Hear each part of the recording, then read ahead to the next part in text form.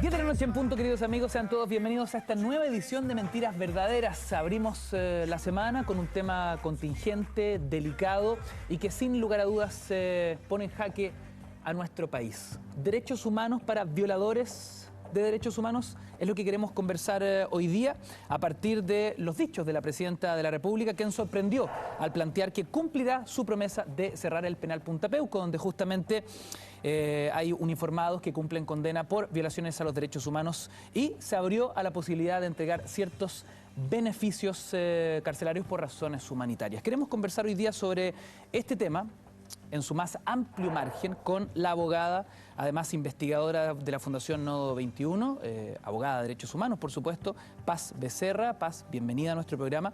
Y también estamos con Aide Oberreuter, ex prisionera política y también dirigente en cuanto a la lucha de los derechos humanos. Bienvenidas a ambas. Tenemos una conversación tremendamente interesante y que puede ser de gran ayuda para entender el contexto de lo que se está discutiendo hoy. Me gustaría que partiéramos con los dichos de la Presidenta. ¿Cómo evalúan estas dos líneas de conversación, ¿no?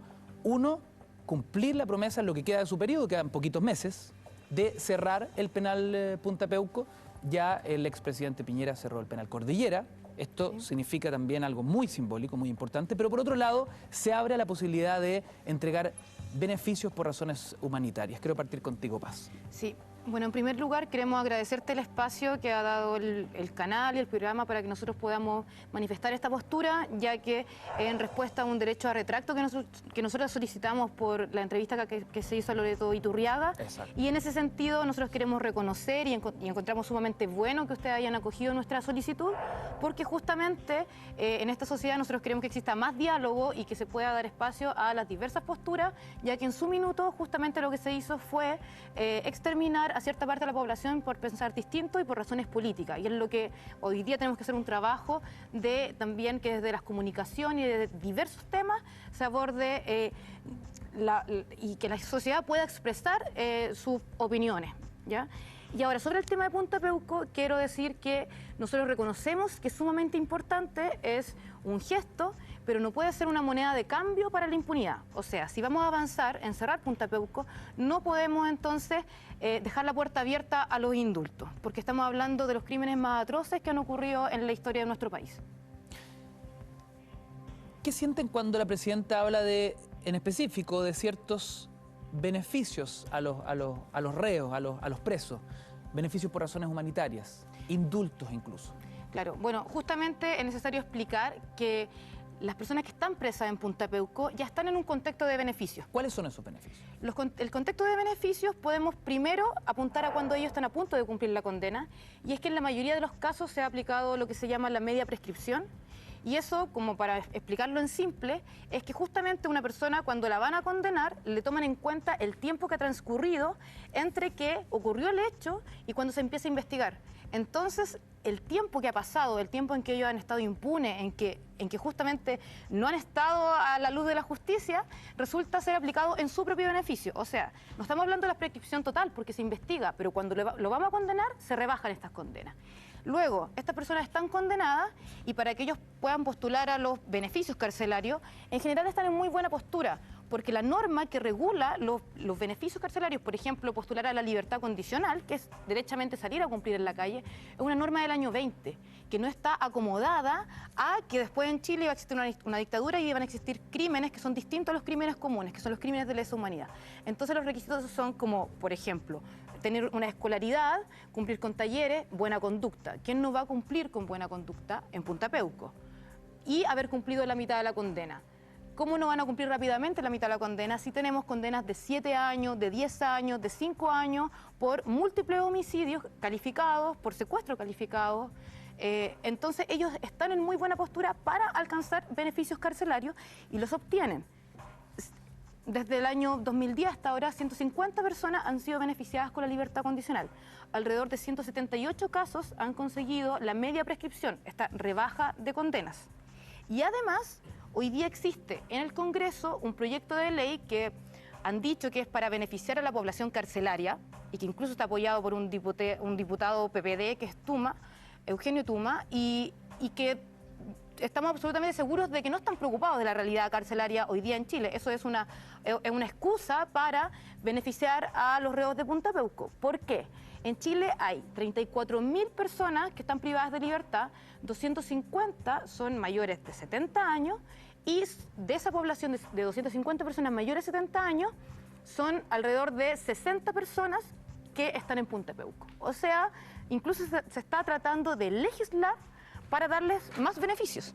O sea, lo que tú me estás diciendo en rigor que lo que plantea la presidenta no debiese tener sentido, ya que ellos ya gozan de los suficientes beneficios. Ellos ya gozan de los suficientes beneficios e incluso cerrar con Punta Peuco es una medida absolutamente necesaria, pero a la luz de todo lo que queda por hacer, que incluso lo que incluso también falta hacer es degradar a estas personas, porque ellos consiguen altas pensiones millonarias, porque los fueron subiendo de grado en la medida en que cometían crímenes de lesa humanidad. Y eso tampoco se habla y eso también es un beneficio. Les voy a preguntar sobre las declaraciones últimas del comandante en jefe del Ejército, muy interesantes para poder discutir sobre este tema a esta hora de la noche. Y también nos importa mucho cuáles son tus opiniones respecto de lo que estamos discutiendo a esta hora de la noche. Nuestro hashtag abierto en nuestra cuenta Twitter, @mentiras_la_red. Son las 10 de la noche con 6 minutos. El general Humberto Oviedo pidió considerar el contexto de las violaciones a los derechos humanos. Se explicó que muchos de los que entonces eran jóvenes militares actuaron cumpliendo órdenes y que hoy, comillas, enfrentan un destino impensado, angustiante y doloroso. ¿Cómo califican, Aide, te quiero preguntar a ti, los dichos del comandante en jefe del Ejército justo en un momento bisagra, clave, que tiene que ver con el cierre de Punta Peuco? Primero, hasta donde yo me quedé, en este país los militares son no deliberantes. Entiendo que al hacer esto el general Oviedo pasó esa línea, claramente. Él está no solo haciéndose parte del discurso de odio, sino que además está llamando a mayor impunidad. Esto además en el contexto del juramento a la bandera, que es el momento en el cual los soldados de la patria juran por Dios, la patria y la bandera, defendernos a todos nosotros. Y lo que está haciendo el general Oviedo cuando emite ese tipo de opiniones en ese contexto es pedirle a los soldados que imiten lo que otros hicieron, casi extendiendo, yendo un poco más allá. Podríamos decir que es un discurso cercano a un llamado golpista, ¿no?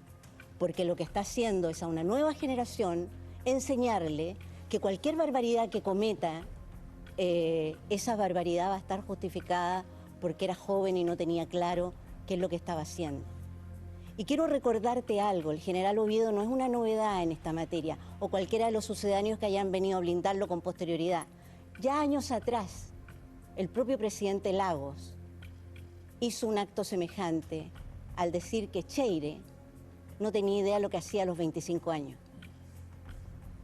Entonces, creo yo, si tú me preguntas a mí, porque eso es lo que hiciste, ¿verdad? Me preguntaste a mí. Sí, claro. Ya, entonces yo te digo, creo que el general Oviedo al día siguiente o ese mismo día debió ser removido de su cargo. Debió renunciar o ser eliminado de su cargo.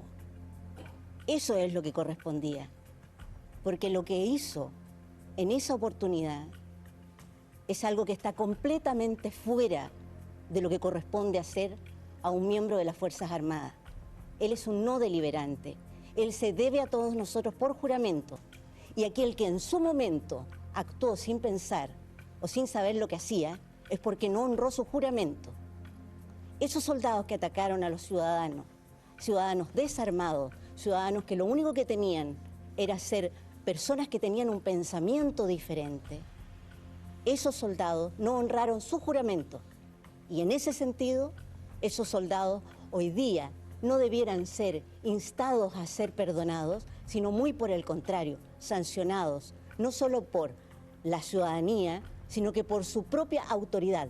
Ese general está allí porque los chilenos lo tenemos ahí. no porque sí mismo o porque las Fuerzas Armadas se entiendan hacia sí mismas. No, ellos actúan jurando defender a la patria, a la ciudadanía toda. Paz, ¿cuál es tu impresión de las palabras del comandante jefe del Ejército? Da la sensación que lo que él intenta explicar ahí es que tratándose de soldados que reciben órdenes, no pueden tener ni juicio ni omisión sobre justamente los mandatos que se les entregan. Por lo tanto, hoy día son hay una suerte de victimización de estos militares que eran jóvenes, mandos medios bajos en su época. Sí, bueno, lo que trata de hacer el general Oviedo, y que además hay que decir que lo ratifica el ministro de Defensa, José Antonio Gómez, que no es novedad que haga algo de ese calibre, es tratar de justificar el actuar criminal, porque si dice que alguien los mandó es porque alguien dio la orden. Entonces aquí lo que trata de hacer es exculpar a alguien que ejecutó una orden. Sí, claro. Pero lo que hay que señalar es que desde el Derecho Internacional de los Derechos Humanos y también en Chile, eso no funciona como una forma de exculpar responsabilidad. Tanto una persona que planifica algo, que da una orden, el que incluso traspasa la orden y el que la ejecuta, tienen que responder de acuerdo al grado de participación. Y eso hoy día en Chile se hace. Independiente de la jerarquía Independiente militar. de la jerarquía militar. Porque voy a ir después a detallar eso, pero hay que señalar que los abogados defensores plantean estas tesis en los juicios. Ya recurren, llevan las causas incluso al Tribunal Constitucional, logran paralizar las causas un año en el Tribunal Constitucional, ya discutiendo este mismo tipo de temas y otros también. Pero incluso asimismo no se ha acogido y no se acoge esa tesis. ¿Y por qué no se acoge? Porque cada persona responde de acuerdo al grado de su responsabilidad, o sea, de acuerdo al grado de su participación, y de acuerdo a eso va la condena. Y también hay que tomar en cuenta que no siempre habían cadenas de mando, ¿ya? También hay participación de civiles en los crímenes de lesa humanidad. Y tanto civiles que participaron como médicos, ya tenemos al menos 2 médicos condenados por participar dentro de finalmente prestando servicio a la DINA. Y también tenemos el caso de civiles que delataban a sus propios trabajadores porque tenían una tendencia política de izquierda, porque militaban. Entonces, e incluso ha costado buscar esa responsabilidad, pero existe. Entonces la figura de la cadena de mando no siempre está, o bien en las mismas organizaciones como la CNI, la DINA, el Comando Conjunto, o bien el ala internacional de la DINA, no siempre operan de acuerdo a una extrema jerarquía. Hay personas que colaboraban que no necesariamente respondían a ello, e incluso si corresponden a una jerarquía, eso no los excluye de responsabilidad. Y por último, también hay que señalar que tratar de establecer los crímenes de lesa humanidad como si solamente fueran un problema del que participa, esto de todas maneras responde al aparato estatal, sí, claro, siendo utilizado a las Fuerzas Armadas, agentes del Estado, para reprimir a una determinada parte de la población, para matar derechamente a cúpulas de partidos políticos y si pasaban y derechamente mataban a otras personas también, ¿cierto? Porque tenían el absoluto control del país. Entonces, esto no necesariamente corresponde en encasillarlo en un tema de víctima y victimario. Esto es por algo un crimen de lesa humanidad y te ataca a ti y ataca a la sociedad, ataca a todas las personas. Quiero saber qué opinan respecto de la historia de Punta Peuco. Es decir, es interesante entender, ya que el comandante jefe del Ejército habla de entender los contextos, es tremendamente importante entender el contexto de cómo y por qué se construyó un penal tan especializado como Punta Peuco, autorizado por un decreto presidencial y como uno de los llamados acuerdos de la transición. ¿Cómo nace Punta Peuco? ¿Por qué es tan importante lo que está sucediendo hoy? Es decir, a meses de que se cierre finalmente este penal. Sí. Mira, con eso me quiero remitir, antes de contestar lo de Punta Peuco, a un tema que también es de contexto, que son ciertos contextos. Podríamos estar hablando mucho rato de muchos diversos contextos, pero para tratar de hacer caer este contexto, que son el que ellos quieren priorizar, hay que primero pensar en el perdón, en todas estas peticiones de perdón que hemos venido escuchando. Pensemos en Elwin, recién a comienzos de los 90, cuando él pide perdón a todas las víctimas de las violaciones de los derechos humanos. Cuando él pide perdón, él lo que está haciendo no es pedir perdón, porque él no tiene por qué pedir perdón.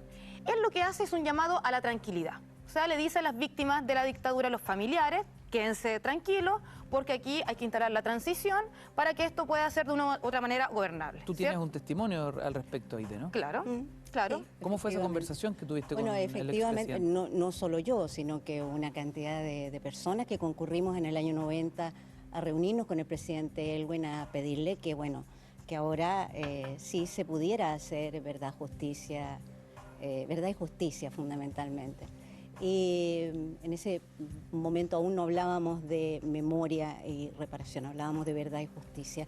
Y el presidente Elwin nos dijo con toda claridad, digamos, o sea, miren muchachos, este año yo voy a abordar el tema de los detenidos desaparecidos, que es el más grave, y no puedo hacer más hasta el próximo año tal vez, porque, bueno, se me salen los militares de los regimientos, si no. Y la verdad es que esa fue como la primera vez que nosotros estuvimos frente a esta especie como de chantaje permanente, ¿no? Que se nos saneaban los militares, pero también lo otro era cómo nosotros, como sobrevivientes, íbamos a poner por delante nuestra necesidad de verdad y justicia sin considerar a nuestros queridos compañeros también de prisión, que eran detenidos desaparecidos hoy día o en ese momento o ejecutados políticos. Tú tienes que tener presente que todo ejecutado político, todo detenido desaparecido en su momento también fue un preso político. Sí, claro. ¿Ya? Y bueno, así quedó con un presidente que se comprometió a, al más breve plazo, entendido un año en ese momento, abordar el tema de la prisión política y la tortura. Pasaron 13 años hasta que finalmente en 2003 se instaló la primera comisión Balich. A ver, voy a interrumpirte un poco, Paz, porque ya que estamos hablando de la Comisión Balich, hay un aspecto súper interesante, y es que hay organizaciones, abogados de derechos humanos, incluso la misma Fundación Nodo 21, que están intentando desbloquear los datos de la Comisión Balich. Yo quiero saber por qué. Bueno, ahí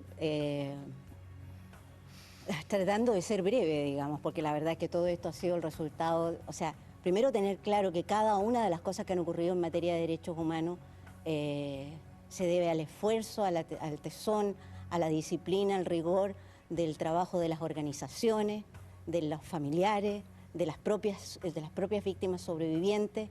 Se debe a eso, no en particular a que la autoridad nacional haya tenido un especial énfasis o la búsqueda de una política en realidad de derechos humanos. Para poner en contexto, la Comisión Balich se dedicó exclusivamente a tomar testimonios de torturas. Efectivamente. En 2003 la Comisión Balich se reúne se constituye para calificar víctimas sobrevivientes de prisión política y tortura. Tu testimonio está en esa comisión. Sí, antes se había ya generado la Comisión Rettig, había todo un proceso previo con detenidos desaparecidos, ¿no? Y ejecutados políticos, obviamente. Pero en 2003 tenemos esto. En 2004 concluye el proceso no solo de recepción, sino que de calificación y la entrega del informe, ¿verdad? Se hace público el informe que considera a las primeras cantidad de víctimas, 28.476 para ser específico, cerca de 30.000 víctimas calificadas, víctimas sobrevivientes de prisión política y tortura. Ese es el nombre que le dio el Estado a ese informe. Y luego, a fines de ese año, como resultado de aquello, se produce la Ley 19.992, que es denominada de reparación. Ley que fue el gran regalo del presidente Lagos al final, pues, para los sobrevivientes. Porque si bien es cierto, se calificó a esta cantidad de sobrevivientes, lo que hace en la práctica esa ley es imponer 50 años de silencio a nuestros testimonios y no generar un órgano continuador que nos permitiera acceder a verdad y justicia. ¿Fue una trampa finalmente esa comisión? Bueno, casi se podría decir así, casi se podría definir así. Es un avance desde el punto de vista que se establece una verdad histórica, ¿verdad? No podemos sino reconocer que la Comisión Balich hizo eso, al menos puso el tema, con todas sus limitaciones. Con todas sus limitaciones. Por ejemplo, calificó fallecidos y luego no los reconoció porque no eran sujetos de derecho al estar fallecidos. Esa gente esperó todos los años de dictadura, más los años que se tardó, y bueno, se murió entre medio. Sobrevivió a la tortura, pero no...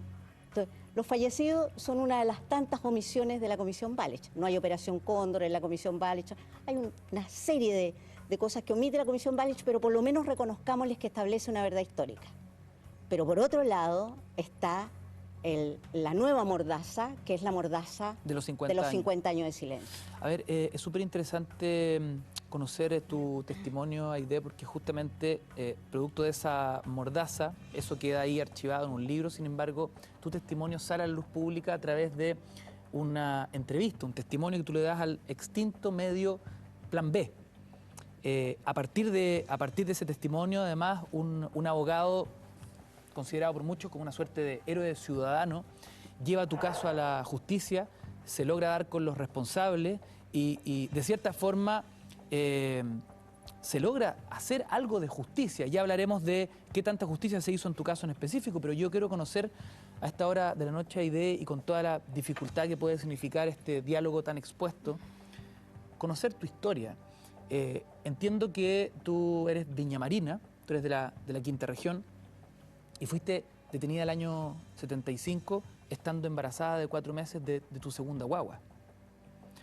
¿En qué estabas tú? ¿Cuál era tu contexto en aquel entonces, antes de esta detención? Entiendo, como estudiante universitaria. No, ya no era una estudiante universitaria, ya me habían expulsado de la universidad. Yo estudiaba Historia en la Universidad de Chile, era una simple dirigente en la FECH, representaba mi carrera en la FECH, cosa que te garantizo que no tenía nada de ilegal. Fui elegida por una asamblea de estudiantes, digamos, pero luego automáticamente se convirtió eso en un motivo de persecución. Por supuesto, todos los dirigentes universitarios fuimos automáticamente considerados sujetos peligrosos. Incluso se llegó al extremo de poner en la universidad carteles diciendo que se nos buscaba vivos o muertos. De verdad no hay ninguna explicación para algo así. Bueno, en estricto rigor y saltándonos muchos pasos, lo que ocurre el 75 es que yo soy detenida con un conjunto de personas, muchas de ellas vinculadas a mi actividad universitaria, amigos cercanos y personas con las cuales definitivamente a esas alturas lo que hacíamos era intentar apoyar y salvar a todos los más que pudiéramos. ¿Dónde te llevaron? Al cuartel Silva Palma. Esto, Armada de Chile. Armada de Chile. Armada de Chile. Yo soy porteña, ¿ya? Y por supuesto, como porteña, y siempre lo he dicho, crecí muy cerca de la Armada y con amor y respeto por la institución. Entonces hay ahí una tremenda dificultad para asumir lo que con posterioridad ocurre en las vidas, no solo de las personas que son detenidas directamente, y aquí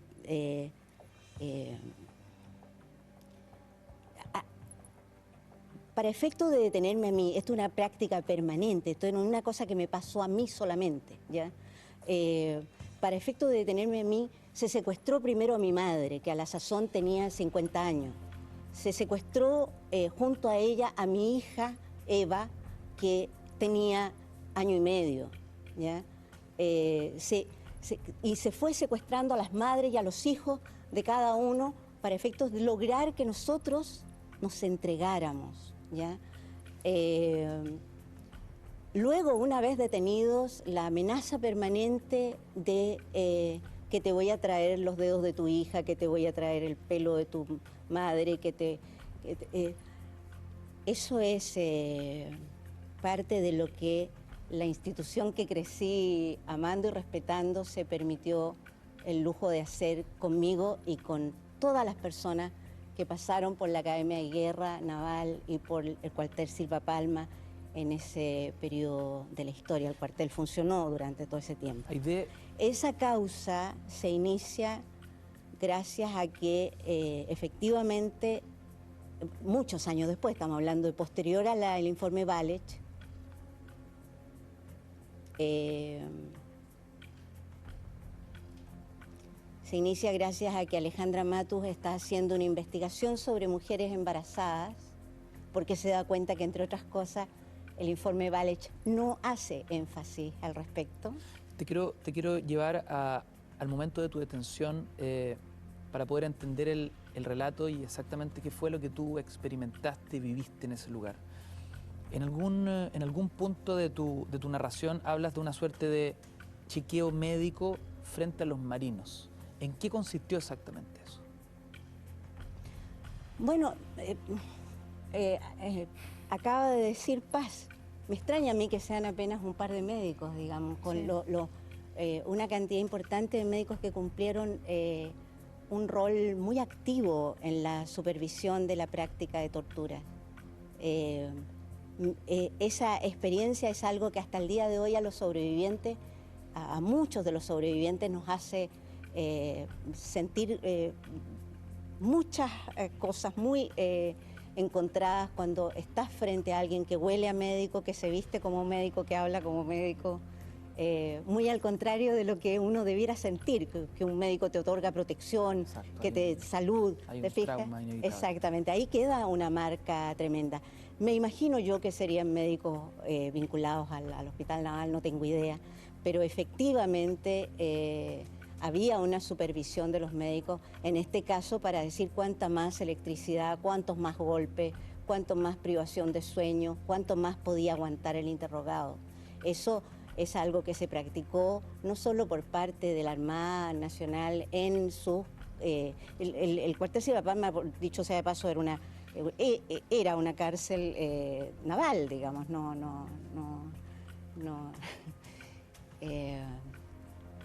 pero, a ver, ¿cómo te explico? No entra uno en detalles en estas cosas,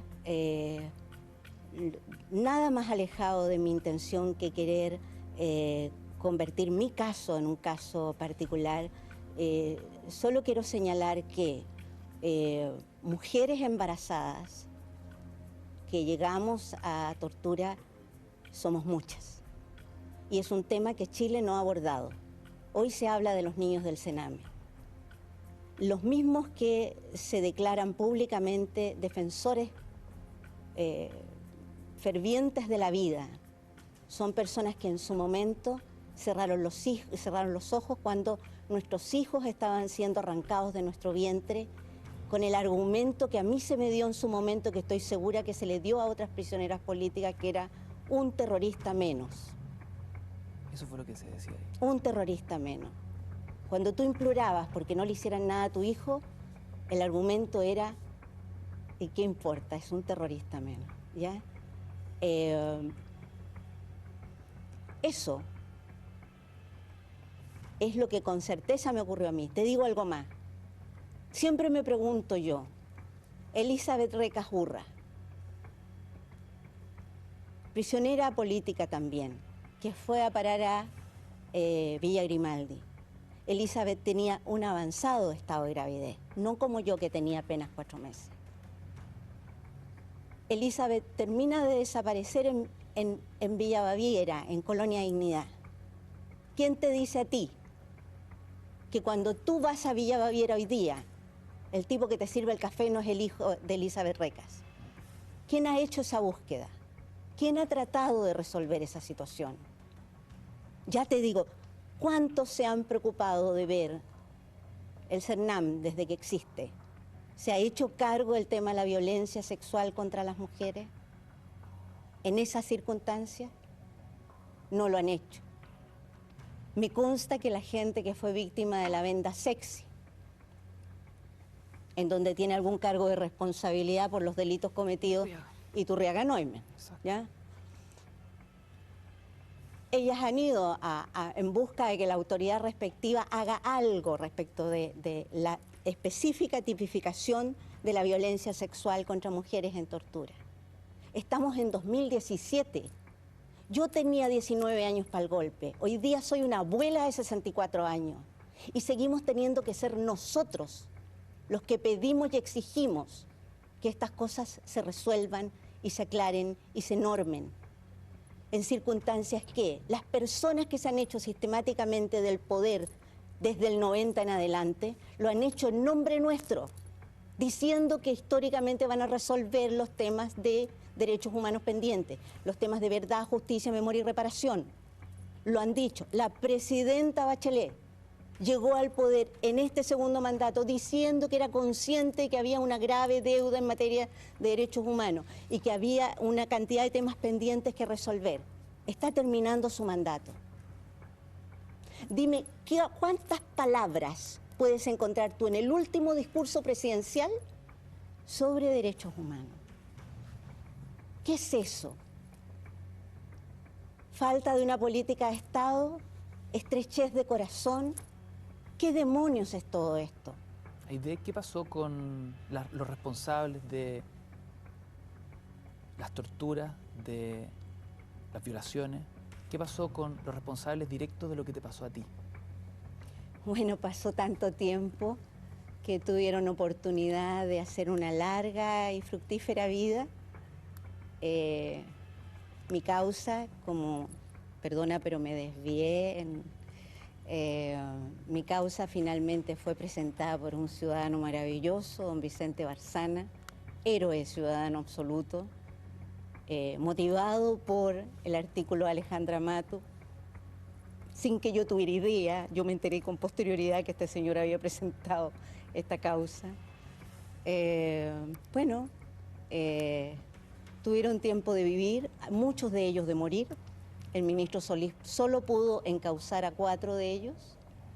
Finalmente, incluso uno de los 4 falleció en el camino del proceso, un proceso que dura en décadas. ¿Cuáles fueron las condenas? La Corte Suprema estimó que estaban ancianos, enfermos, que no constituían un peligro para la sociedad actual y por lo tanto los mandó con 3 años y un día a su casa. Esa fue la condena. Y toma nota que cuando se les hizo el informe psicosocial, ellos se declararon no solo autores, sino que orgullosos de la acción realizada. Paz, ¿qué esperan ustedes con el cierre de Punta Peuco? ¿Qué esperan ustedes con el cierre de esta parte dolorosa de nuestra historia reciente? Bueno, señalar que nosotros no esperamos un cierre. Hay muchas cosas que están por hacer, muchos pendientes que incluso están comprometidos por este gobierno. Y bueno, si se cierra Punta Peuco, está bien, lo valoramos, es un compromiso ya adquirido, pero no es una medida que pueda mitigar todas las deudas pendientes que hay en materia de derechos humanos. Hay 40.000, mira, son 40.000 casos de calificados de prisión política y tortura que no hay un proceso de judicialización, no hay de parte del Estado ningún órgano que tenga la labor de presentar ni demandas civiles ni querellas penales para buscar a los responsables. Hoy día el programa de Derechos Humanos que ve esta materia, que es dependiente de la Subsecretaría de Derechos Humanos, que está creada hace poco, solamente tiene competencia para ejecuciones y para casos de desaparecidos. ¿Por qué? Si también la tortura y la prisión política son crímenes de lesa humanidad, incluso todos los casos de los exiliados fueron por decretos firmados por el mismo Pinochet y nunca se ha hecho nada con eso. Entonces hay muchas materias pendientes. El mismo secreto Valech, estamos esperando un fallo de la Corte de Apelaciones porque hay una base de datos digital que se hizo con ocasión de las comisiones Valech, de las comisiones Valech que cruza información de las comisiones Valech y de otros órganos públicos que también está secreta y que eso podría servir para evitar la revictimización de estar contando constantemente los testimonios y que los jueces puedan iniciar las causas que corresponden. Pero eso está guardado bajo secreto. ¿Derechos humanos para los violadores de derechos humanos? Ellos tienen derechos, pero no pueden venir a igualarse ni tratar de hacer un tema de empate sobre derechos. Ellos hoy día están en una condición, ni siquiera están en condición de que pueden ejercer sus derechos, pero además están en condiciones de privilegio, ¿ya? E incluso si es que en general ellos pueden hacer valer sus derechos, lo hacen valer en sus defensas y como te explicaba antes, están en una condición, en un círculo vicioso de privilegio. Y eso no es solamente algo que atañe al Poder Judicial, esto viene desde los años 90, es un pacto que hay pactos de silencio y también hay pactos que se generaron en la transición para poder mantener no solamente tranquila la sociedad con todos los crímenes que sucedieron en la dictadura. Nosotros aquí entendemos que además se impuso un sistema económico y social que mantiene la impunidad no solamente en causa de violaciones de los derechos humanos, porque también lo vemos en el caso del Sename, vemos que incluso la alta casta política se ve involucrada en delitos económicos y también están impunes. Aquí la impunidad se ha instalado como un modelo.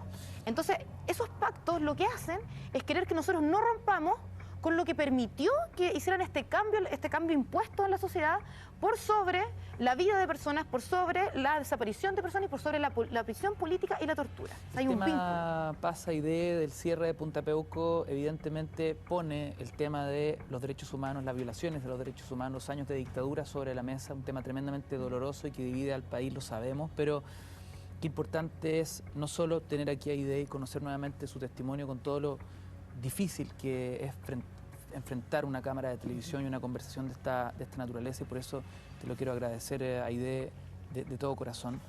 Tu testimonio está en la prensa, está documentado. Si alguien quiere tener interés en saber cuál es esa historia con mayores detalles y que no se quede con la conjetura de que ciertas cosas no sucedieron en Chile, que este tipo de aberraciones no fueron posibles en nuestro país, ahí está, digamos, y como el tuyo, tantos cientos de miles de testimonios. Es importante para nosotros esta conversación, así como en algún minuto Mentiras Verdaderas de forma editorial hizo un ciclo muy intenso, doloroso pero necesario respecto de los 40 años del golpe militar, sí, y donde hubo una cantidad importante de testimonios, así como el de Aidé, y también conocer la otra cara de la moneda, es decir, quienes plantean hoy la discusión de derechos humanos para violadores de derechos humanos, como fue la entrevista que tuvimos en algún minuto con la hija de Iturriaga Neumann.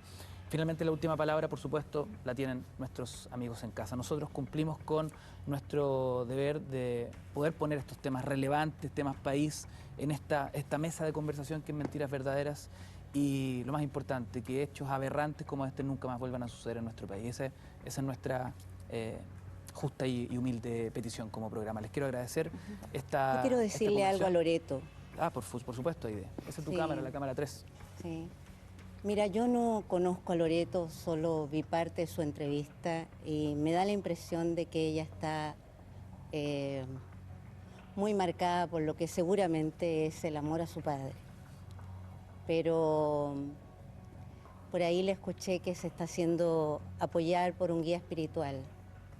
Creo que sería bueno que ese guía espiritual la lleve por el camino de la empatía y también le haga ver que, aparte de amar a su padre, hay personas en el mundo, en Alemania, por ejemplo, y también aquí al otro ladito de la cordillera, en Argentina, en donde existen agrupaciones de hijos que, siendo hijos de violadores de derechos humanos, han sido capaces de hacer la distinción entre amar a su familia, amar a sus padres y entender que el bien superior de la humanidad es el que debe ser resguardado y que por lo tanto entonces uno puede tomar distancia y poner las cosas en el orden que corresponde.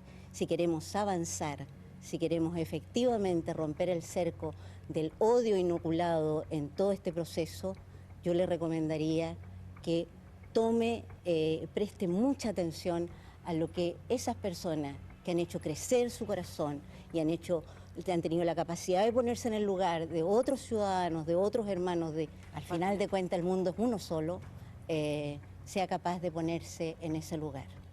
Les quiero agradecer esta conversación con Mentiras Verdaderas. Hacemos un breve alto y seguimos con más edición de lunes en vivo y en directo. Vamos y volvemos.